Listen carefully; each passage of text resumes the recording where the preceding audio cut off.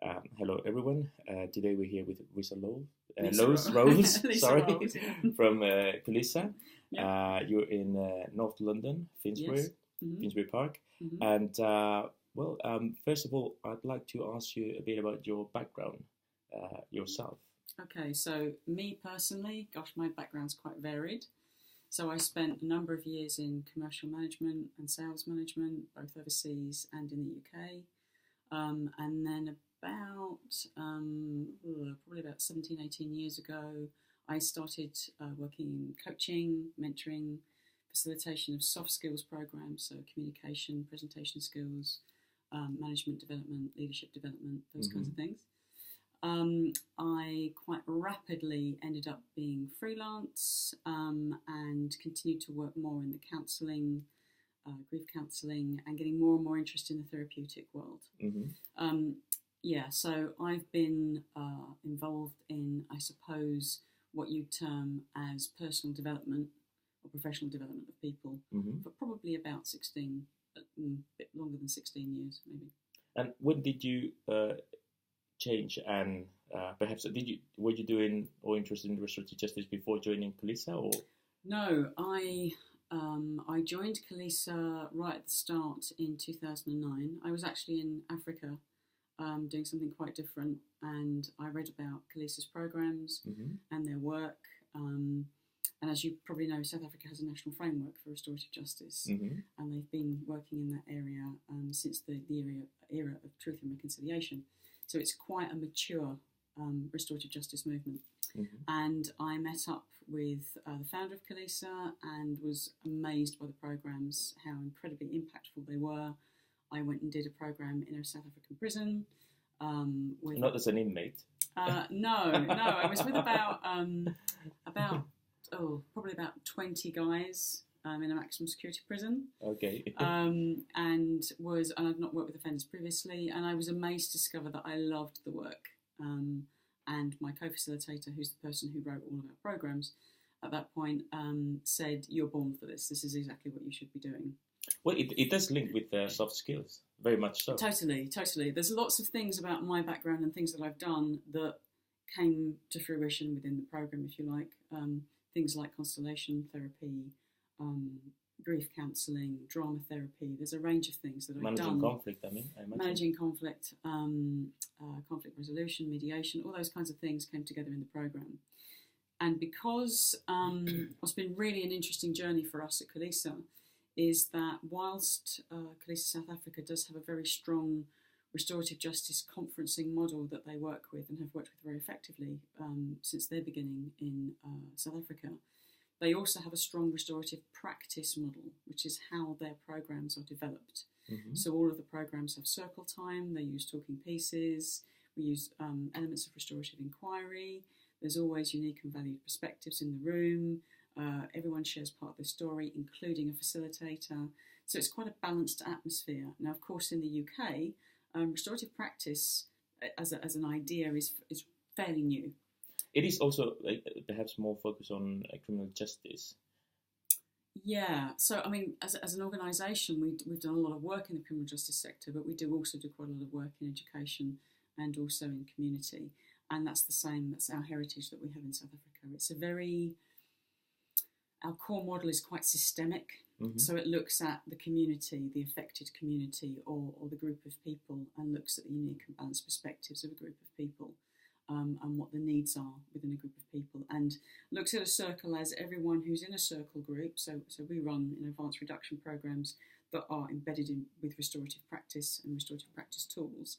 And we look at the group as every single person has a heritage behind them, a community, a family, experience, beliefs. So if you like a stake as well in the community, you cannot separate it's not good to have an individual separated from the community. Yeah. If they have an interest in the community, then they're bound to develop norms to coexist and. Sure. I mean, ideally, you're wanting to rehabilitate someone back to their community, whether that's their family or their community per se. It's still a system, and they need to find their place in the system. So a lot of what we do, as I say, is a restorative ethos.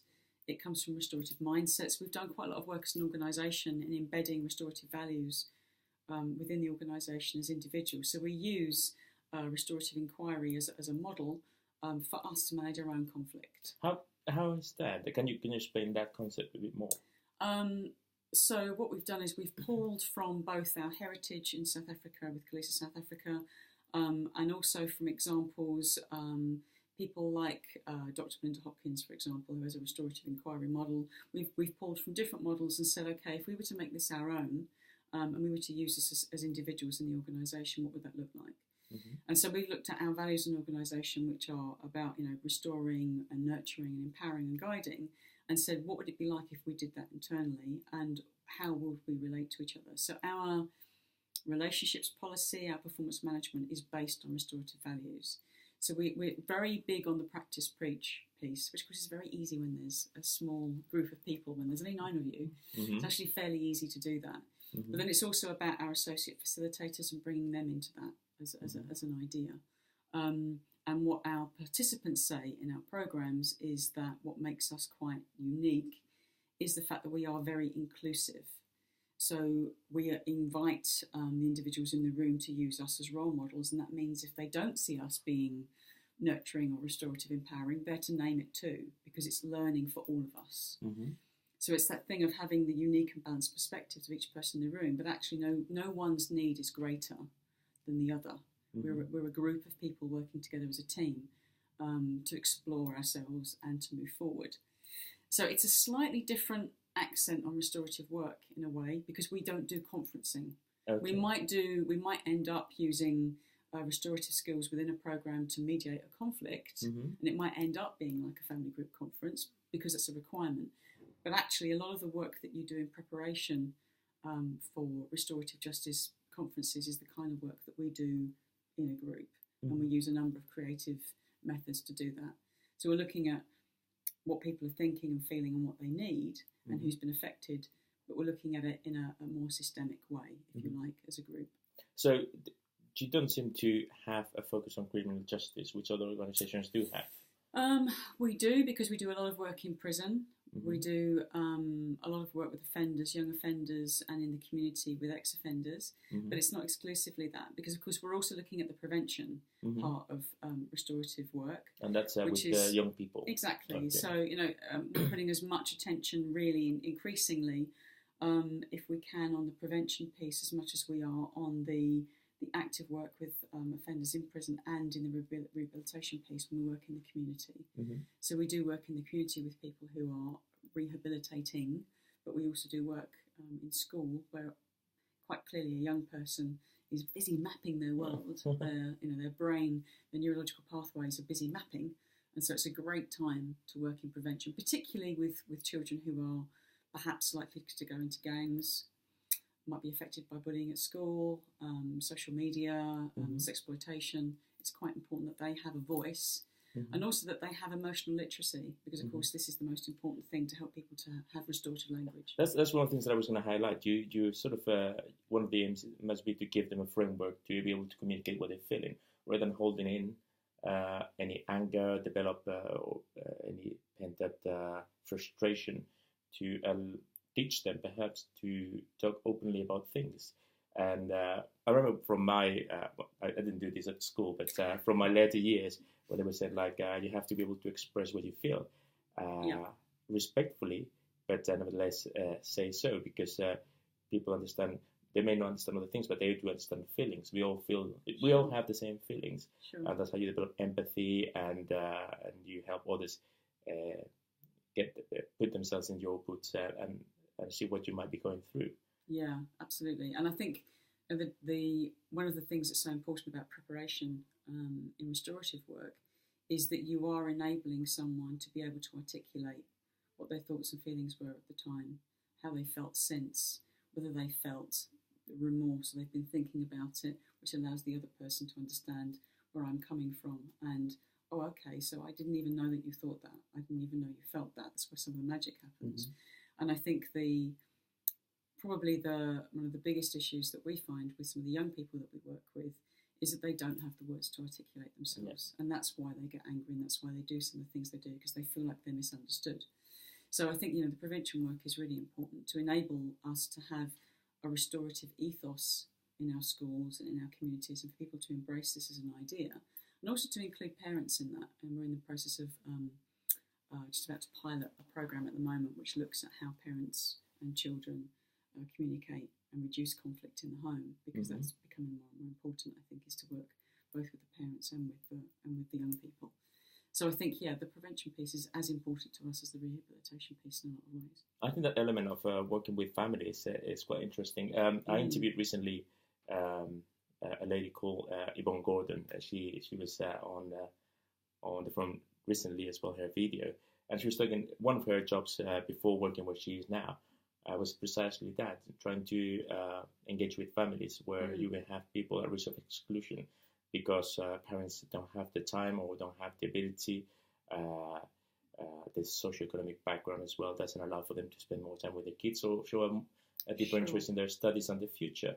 So it's not just one factor. As if you look at the problem, but don't look at what's causing that problem, then you're very unlikely to be able to provide a solution to it. So that's very interesting. I was wanting to talk to you as well about this work that you do with people in prisons and then after as well. Sure. Can you tell me more about how it goes? Yeah, so probably one of the most recent pieces of work that had a really good evaluation study behind it and has been quite helpful in helping individuals to understand more about who we are and what we do as a business. So, for example, in prison, we would do anything from we do a range of programs that are based on violence reduction with restorative practice techniques embedded within that.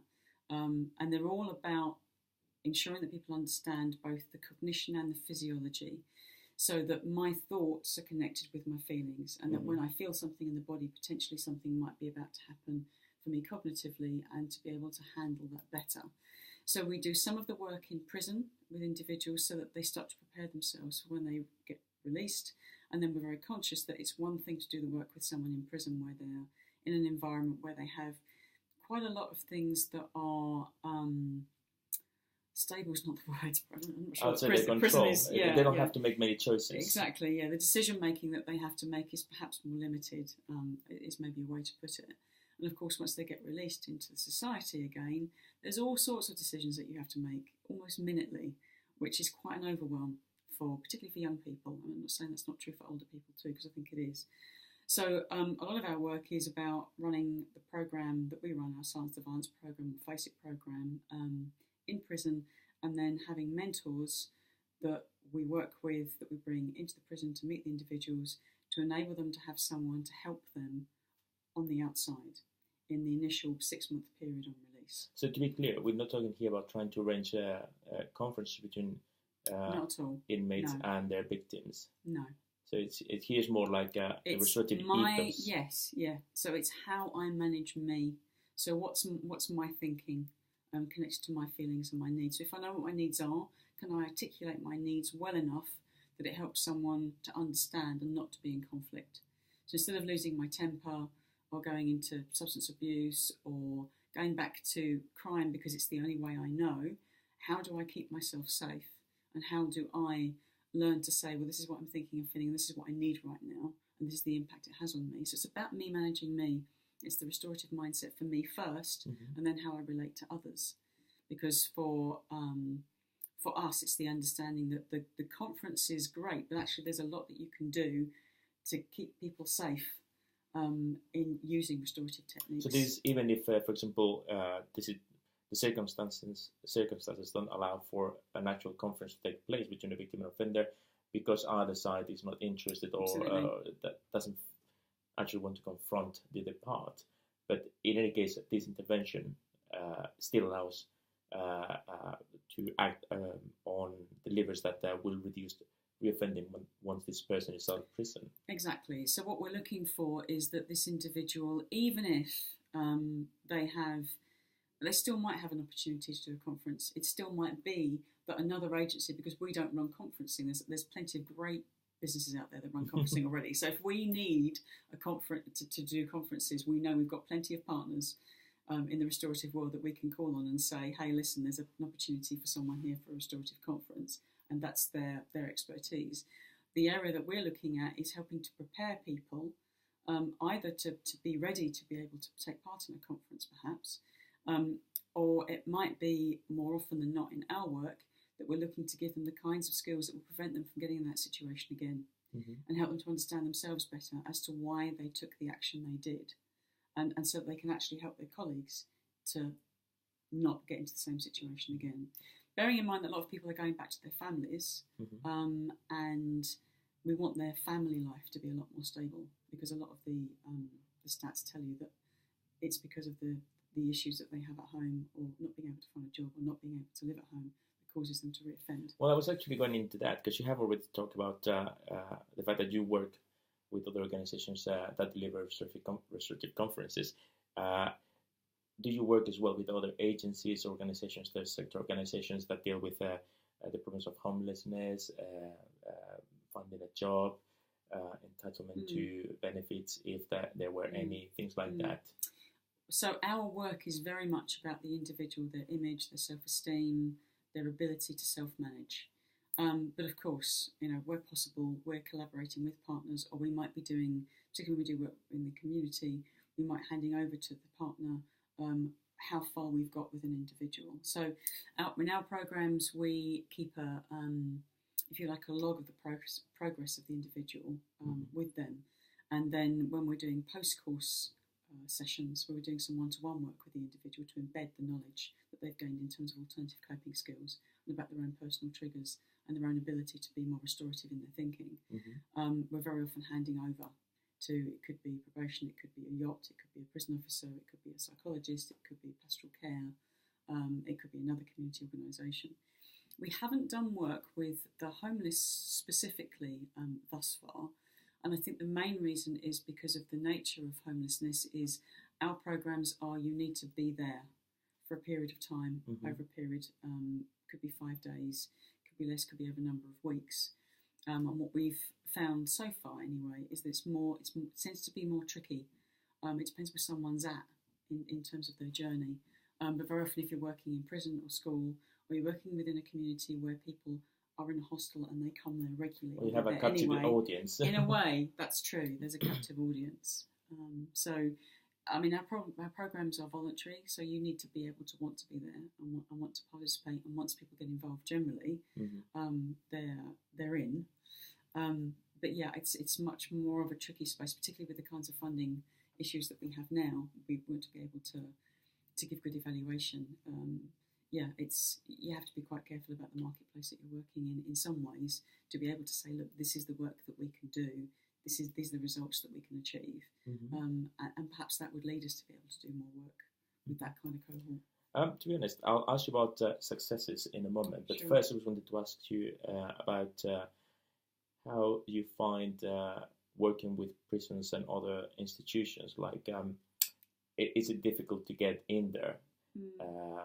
How do you do it? And even if you want to mention what prisons you work with. Okay. So, I mean, we've been working in the criminal justice sector for a long time now. We've worked with quite a number of prisons in London. We've had a long-term association with Forest Bank in Manchester. We have a long-term association with HMYOI, HMP ISIS in South London. We've done some work in Wales as well. I think the prison sector at the moment is, I mean, we all know, is under extreme pressure. I mean, how on earth, given the resources that most prisons have, how on earth they manage day to day is almost miraculous anyway. And I think, we would love to do a lot more work in prisons. And it's a very tough audience right now. But you mean the administration, not the offenders? Yeah, I mean, I think it's a tough audience because, when I look at how difficult it is to work in prison right now in terms of resourcing and the number of officers they have available, the number of interventions they have or not, perhaps the interventions team is not as effective perhaps as it would like to be because it just doesn't have the people to deliver the programmes. I mean, that's a very, very tough place to work right now. And as a result, I think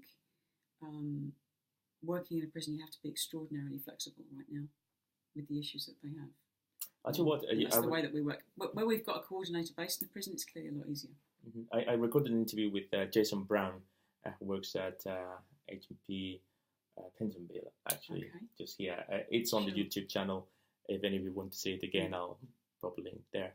And it was very interesting because he was talking about that. You know, there's in his case, for example, he was funded by Haringey Council. Sure. So even though he was working in the actual prison, funding for his post, for this piece of work was coming from outside, because there was an interest in the community to make sure that people that are in prison that at some point will be sent back out were able to reintegrate, not reoffend, and have normal lives, fulfilling lives to some extent, and things like that. And he was talking precisely about that, the fact that there is interest in restorative justice within the prison, both in the case of inmates as well as people working in their prison offices.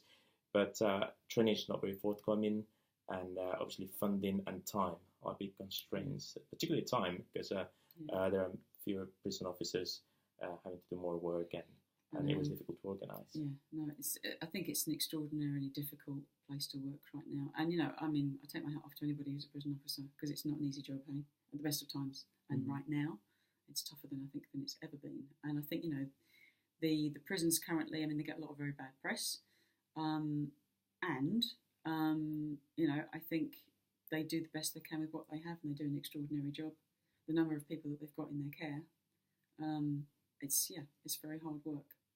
So I don't think, you can't really imagine what that's like until you're there. And I know in the programs that we run, we have to be increasingly flexible about what we can do and where. But, you have to start somewhere. Mm-hmm. It will change. Things will improve again at some point. The government will get its act together, and I hope. What government? Okay, yeah.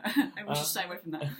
I'll tell you what. I'm going to ask you about successes, because I'm sure that you have perhaps statistics, but also anecdotes where you think, we did this with this person or this group or this community, and it worked really, really well. And I think that could be a good example for people to understand your work and also how it works. Working with offenders that are in prison and come out back in society. Well, we had to stop there for a second for Lisa to get just to get some her information. Notes, which is actually very attractive. Yes, it is. It's a very attractive leaflet. Yeah, there you go. All about us. So I've to talk to you a little bit about work in the criminal justice sector, and I've got some stats here which I don't memorise. I'm sorry, folks. Mm-hmm. But we've been using a coping skills questionnaire and an aggression questionnaire, which I imagine a lot of people use. I imagine we're not alone in that. Which is a questionnaire that allows us to measure pre and post program the levels of aggression in the individual and the levels of coping skill. And we have a 40% reduction in violent tendencies and a 37% increase in ability to cope using alternative methods, restorative methods, non-violent communication, more peaceful methods of mediation and conflict resolution. And in a recent study, we had the situation of the programme within the prison plus the mentoring, and we measured that quite specifically in a particular cohort. And again, we got a 23.8% improvement in reduction of recidivism in that programme, which is quite good stats against a control group. Some of the other stats that we have for working in education, in a particular school, 68% of participants improved in terms of their achievement, 45% in terms of their behaviour, and 21% improved in terms of exclusion rates. And so our experience within a programme as to why that's the case is because what we're very often doing is we're providing a very strong and safe place for people to explore their feelings and their emotions and their thoughts and their needs without fear of judgment or that what they say or what they think or what they feel is going to have action taken upon it, as long as it's not going to harm anyone else, obviously, or there's any risk to themselves. So we're helping people to explore their thoughts and their feelings and their needs, and to think about how they might put those across more effectively, which of course improves their confidence, makes them more motivated, and enables them to have better dialogue when they're back in the classroom or perhaps when they're at home. And we often are running programs which are pretty hard, because we're very often working with those people who are at risk of exclusion and have some quite intense behaviour that they present. And you sometimes leave a program and think, oh, have we really achieved anything this week? Because you don't always see it in the moment. You don't always see it in the program. And then we go back and we stop doing post-course sessions. And then we speak to the head, or we speak to the deputy head, and they say, what have you done to them? They're completely different. They're turning up for lessons, they're attentive, their achievements improved. And you see a massive shift over a period of time, where that opportunity for them just to explore themselves, particularly very young people who are busy neurologically mapping their brain. That's a very nice expression, very busy neurologically. Yeah, well, it's true though. All the neuroscience tells us now that particularly teenagers have that kind of very neuroplastic place in the brain where they're busy remapping their world. And then they have fizzy drinks with lots of sugar and mobile phones. It's just the fizzy drinks, the sugar is definitely not helpful.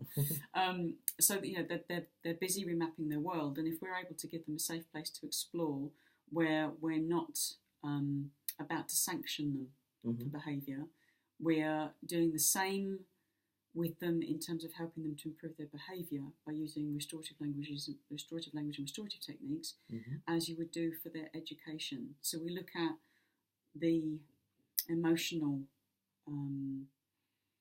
learning in the same way that we'd look at the academic learning. And of course, when they then have more confidence, that's what enables us to get such good stats. And we have kind of generally a 98% retention rate in our programs. That once people, once the children come or the young people come, they generally stay. Well, a question relating to that: do you find that at first teenagers, as well as I imagine inmates to some extent, they're not sure why you're doing this? Why do you want to help them? Because often that is the case. I mean, obviously you're very curious. You engage professionally to do this, but also I imagine that they think, why do you want to listen to me? No one does. So why is it that you want to do it? Yeah, that's true. We do a lot of very intense contracting with the young people, or anyone. We don't work with the young people, but if we're working in school, we do a lot of intense contracting right up front about why they're here and what's expected of them, what's expected of us. And we do share information with them. Obviously, you have to be careful, the level of information you share. But we do share information with them about why we're choosing to do this work and what's our story. So what's our past? I guess my view is you probably wouldn't choose to do this work unless there's something in your own past that's been something you've overcome. So this is not just like any other job. I don't think so, no. I don't think it's like it's not like any other job I've had, that's for sure. Okay. But yeah, I think, most of us who choose to do this work, it's because you have, you can feel real empathy for the young people, for some of the things that you hear, and you want them to be able to tell their story and to feel confident that they're really being listened to and not being judged. And that, I think there's magic in that. And of course, that's what restorative work is all about, is each side being able to tell their story. And I think that's where a lot of the power lies. Is that they're able to be listened to, and then be able to think through, okay, how might I change this behaviour, or what might be the possibility that if other people listen, if I'm able to be calm, what might be possible for me? Oh, that's great. So, I think that's a great positive note to end this interview. And thank you very much for your time, Lisa. Thanks for listening, Miguel. I'm gonna put the information about Khulisa there. And also the links to the videos here, so that people can go on your website and see what your work is. And also, we mentioned this before, you had the roots from tradition in South Africa and in other communities, and I thought that was very interesting. Yeah, so the indigenous community that basically has supported our whole heritage and our whole work. So Khulisa is Zulu for nurture, so it's all about nurture. That's what this is all about. So thank you, Lisa. Thanks, Miguel.